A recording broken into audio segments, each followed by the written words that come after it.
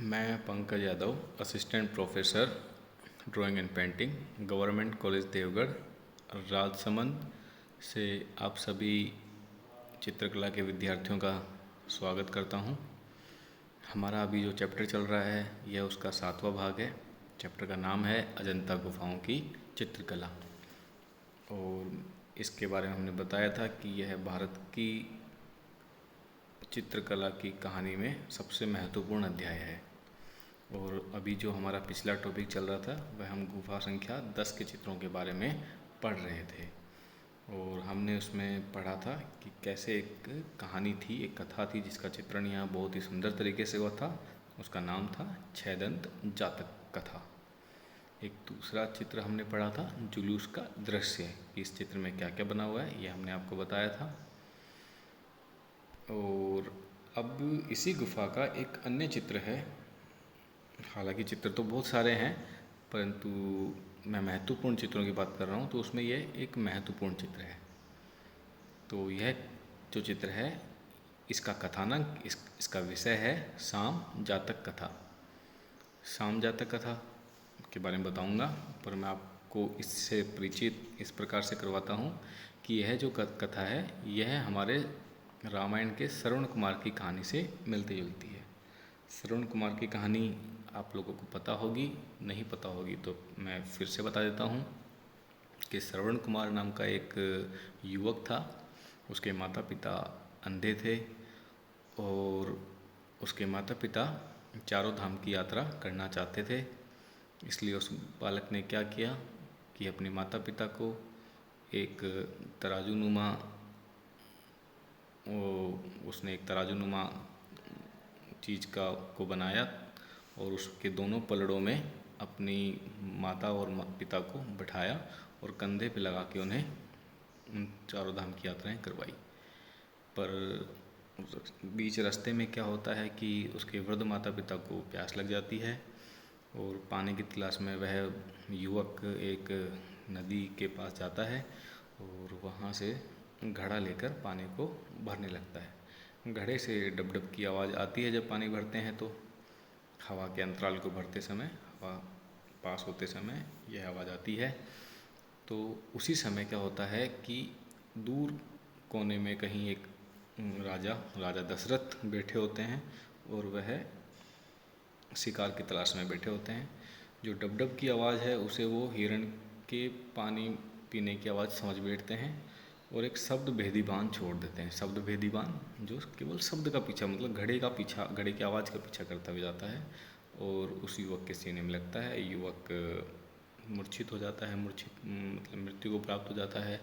फिर राजा को ग्लानि होती है, राजा को उसके माता पिता श्राप देते हैं। ये इस प्रकार की पूरी श्रवण कुमार की कहानी है। लगभग ऐसा ही कथानक यहाँ पे अजंता में साम जातक कथा में है। इसमें भगवान बुद्ध के पूर्वजन्म की कथा है। भगवान बुद्ध पूर्वजन्म में श्याम थे, ऐसा माना गया है। इसके युवक के पिता भी अंधे हैं और इसमें वो राजा दशरथ की जगह काशीराज हैं, जिनकी गलती से एक तीर उस युवक श्याम को लग जाता है और वह युवक जो है वह मूर्छित होकर वहीं गिर जाता है और मृत्यु हो जाती है। परंतु जो वृद्ध माता पिता होते हैं उनके विलाप को सुनकर देवी प्रकट होती हैं और देवी उस श्याम को पुनर्जीवित कर देती हैं। तो यह हैप्पी एंडिंग है इस कथा की और इसी कथा का चित्रण यहाँ इस जातक कथा के दृश्य में हुआ है। इसमें क्या दिखाया गया है कि चित्र में कंधे पर घड़ा लिए श्याम खड़ा है। दूसरे चित्र में माता पिता की विलाप करते हुए दिख रहे हैं। उन माता पिता की आकृति को देखने से जो भाव है, वेदना जो का भाव है, करुणा का जो भाव है वह प्रकट हो रहा है। उनके चेहरों की बनावट से, आँखों की बनावट से हमें उनकी पीड़ा महसूस होती है। चित्र में ही पीछे हिरणों को भागते हुए दिखाया गया है, दौड़ते हुए दिखा। जंगल है तो जंगल के दृश्य को सजीव बनाने के लिए हिरणों को दौड़ते हुए बनाया गया है। तो यह इस कथा का चित्र है। इस चित्र के अलावा इस गुफा में और भी कई चित्र बने हुए हैं। विशेषकर इन गुफाओं के स्तंभों पर, क्योंकि चैत्य गुफा है तो उसमें स्तंभ होंगे ही होंगे, और स्तंभ हैं तो इन स्तंभों को सुंदर दिखाने के लिए उन पर चित्रकारी कर दी गई है। चित्रकारी में आपने देखा कि देख रहे हैं यहाँ सामने एक चित्र लगा हुआ है। यह एक पिलर की फ़ोटो है, स्तंभ की फ़ोटो है। स्तंभ आप देख रहे हैं, ये षटकोणीय स्तंभ है। ये 3 भाग तो हमें दिखा रहे हैं, 3 हिस्सा तो दिख रहा है, 3 हिस्से पीछे हैं। तो ये षटकोणीय स्तंभ है, और स्तंभ के प्रत्येक कोने पे कोई चित्र बने हुए हैं। आप चित्र के रूप को पहचान गए होंगे। यह भगवान बुद्ध की आकृति यहाँ बनी हुई है। और भगवान बुद्ध को कैसे बनाया गया है? खड़ी अवस्था में। खड़ी अवस्था में भी कैसे? थोड़ा लचक के नहीं खड़ी है ये, बिल्कुल दोनों पैरों पे समान वजन देके खड़ी है। इस पोजीशन को हम बोलते हैं समभंगी। मैंने पिछले चैप्टर में भावभंगिमाओं के बारे में पढ़ाया था। उसी में एक भंगिमाओं में एक आकृति होती है समभंगी, मतलब पैरों पे समान वजन। और जब पैर में हल्की से लचक और कमर मोड़ के कोई खड़ा होता है तो हम उसे बोलते हैं द्विभंगी, मतलब शरीर के 2 भाग हो गए हैं, पैर के अलग तरह दिख रहा है और ऊपरी भाग अलग तरह से दिख रहा है। तो इसी तरह समभंगी, त्रिभंगी होती है एक, जिसमें जैसे कि नटराज की जो मूर्ति होती है उसे हम त्रिभंगी बोल सकते हैं। आपने भगवान नटराज शिव की मूर्ति देखी होगी, उसमें वो हाथों की मुद्राएं ऐसे हैं, कमर की मुद्रा अलग है और पैर थोड़े मुड़े हुए हैं, तो त्रिभंगी मुद्रा है। और कभी कभी किसी बीमारी के कारण आदमी जो लचक के चलता है उसे अतिभंगी मुद्रा कहते हैं। तो ये भंगिमाओं की कुछ श्रेणियां हैं, तो मैंने आपको बताई ये बात। अब हम बता रहे थे, स्तंभ की बात बता रहे थे कि गुफा संख्या 10 के स्तंभों पर क्या बनी गई है? स्तंभों पर भगवान बुद्ध की आकृतियाँ बनी गई हैं, और वो समभंगी आकृतियाँ हैं, दोनों पैरों पे समान वजन के साथ। पर ये जो चित्र बने हैं इन पे गांधार शैली का प्रभाव है। गांधार शैली मूर्ति कला की एक शैली थी। एक विशेष प्रकार से मूर्तियों को बनाया जाता था। उन मूर्तियों में कोई खास बातें थी, खास समय पर बनी थी। कौन से समय पर बनी थी? गांधार काल में, इसलिए उनको गांधार शैली के नाम से जाना गया। तो उसी मूर्ति कला का जो भाव है या जो तरीका है वो यहाँ के चित्रों में दिख रहा है। तो कैसे पता चला कि ये उस गांधार शैली के समरूप है या समान है? तो गांधार शैली में क्या था, मूर्तियों के पीछे, भगवान बुद्ध की मूर्तियों के पीछे एक गोल आकृति बनाई जाती थी, जिसे प्रभामंडल कहते थे या फिर तेज मंडल कहते थे या फिर प्रकाश पुंज कहते थे। आप लोगों ने भी देखा हो कि जब फिल्मों में, टीवी में या हमारे जो दिवाली पे जो भगवानों के पोस्टर आते हैं उसमें देखा होगा कि भगवान के सिर के पीछे एक प्रकाश पुंज सा गोल गोल सूर्य नुमा आकृति दिखाई देती है, उसी को प्रभामंडल कहा गया है। तो ये जो प्रभामंडल है ये आज से लगभग 1800-1900 साल पहले गांधार शैली के चित्रों में मूर्तियों में बनता था, और वही प्रभामंडल आपको यहाँ भी इस खंभे में भी भगवान बुद्ध की मूर्ति के पीछे दिख रहा है। तो इसलिए, और इसका समय काल भी लगभग गांधार शैली के समय काल के समान ही है, तो इसलिए कहा गया कि इस चित्र पे या इस गुफा के चित्रों पे गांधार शैली का प्रभाव है। तो जो इतिहासकार होते हैं वो इस प्रकार से एक से दूसरी चीज़ों को रिलेट करते हैं, अंतर संबंध उनके तलाशते हैं और फिर बताते हैं कि ये चीज़ यहाँ पर आई है तो किस कारण से, किस प्रभाव स्वरूप आई है। इसी से वो समय काल की गणना करते हैं।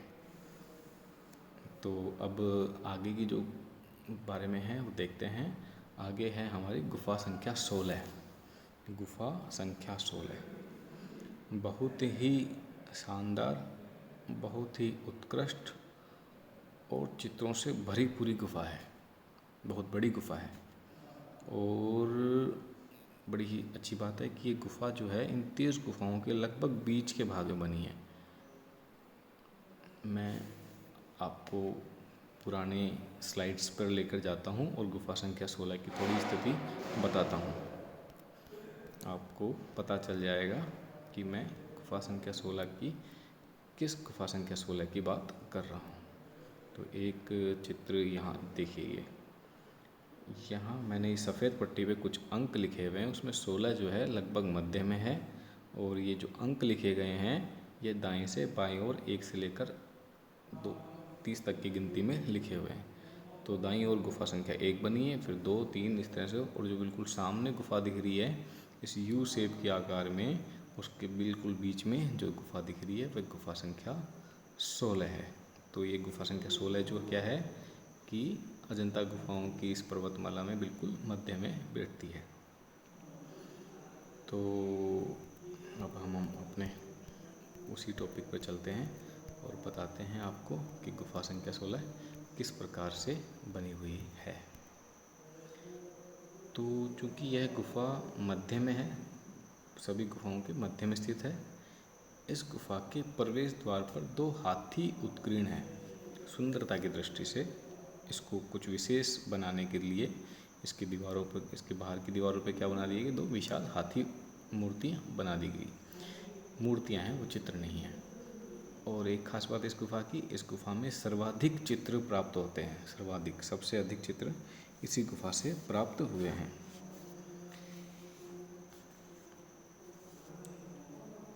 इस गुफा के बाहर से क्या है, एक लेख प्राप्त होता है, जैसे कि गुफा संख्या 10 से प्राप्त हुआ था।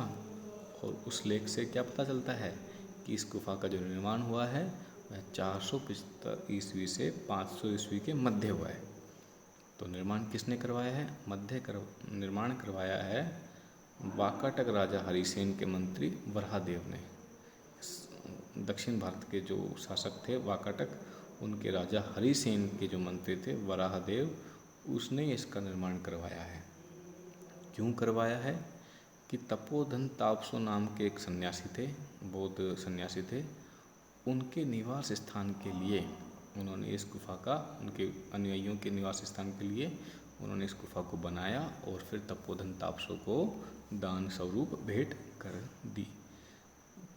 और एक रोचक बात यह है कि गुफा संख्या 9 और 10 चैत्य गुफा थी और गुफा संख्या 16 एक विहार गुफा है। बौद्ध भिक्षुओं के रहने की दृष्टि से इसका निर्माण किया गया था और उसके आसपास के ही 500 ईस्वी के आसपास के यहाँ चित्र बनने प्रारंभ हुए थे। इस गुफा में भगवान बुद्ध की एक विशाल मूर्ति है जिसे चैत्य मंदिरम कहा जाता है। इस मूर्ति को चैत्य मंदिरम के नाम से प्रसिद्धि प्राप्त है। और ये जो मुद्रा है भगवान बुद्ध की मुद्रा बैठने की, आप देख रहे हैं कि कुर्सी पे जिस प्रकार बैठते हैं पैर नीचे करके, उसी प्रकार की मुद्रा है। इसे प्रलंब पाद की मुद्रा कहा जाता है। तो एक विशाल मूर्ति प्रलंब पाद की मुद्रा में बनी है जिसे चैत्य मंदिर भी कहा जाता है, कि इम्पोर्टेंट है। और इस गुफा में लगभग 14 चित्र जो कि जातक कथाओं से जुड़े हुए हैं, भगवान बुद्ध के जीवन से जुड़े हुए हैं, अच्छी स्थिति में मिलते हैं। इसीलिए यहाँ इसको मेंशन किया गया है अच्छी स्थिति में, मतलब कम टूट फूट के साथ, कम नुकसान के साथ वे चित्र हमें प्राप्त होते हैं। यहाँ के प्रसिद्ध चित्रों में माया देवी का स्वप्न है, धर्म का उपदेश है, नंद की दीक्षा, नंद भगवान बुद्ध के भाई थे, उनकी दीक्षा की चित्र यहाँ बना हुआ है। ये तो सब हो गए भगवान बुद्ध के जीवन के चित्र। अब उनकी जातक कथा, मतलब पूर्व जन्म के चित्र भी यहाँ बने हैं। उनमें है हस्ती जातक कथा, महा उमग जातक कथा। ये सब बड़ी ही रोचक है, इनकी कहानियाँ सुनने में बड़ी रोचक है, याद हो जाती हैं। और जब याद हो जाती है तो चित्रों के बारे में भी याद हो जाता है, बड़ा आसान है इन्हें। तो अब हम इसके बारे में आगे पढ़ते हैं। तो आगे का जो टॉपिक है वह है मरणासन राजकुमारी का चित्र। इसे मैं आपको अगली कक्षा में पढ़ाऊँगा। बड़ी ही रोचक कहानी है इस चित्र की। तो आप लोग अध्ययन कीजिए, स्मरण कीजिए, इसे दोबारा 2-3 बार इसको देखिए, आपको आराम से समझ में आ जाएगा। धन्यवाद।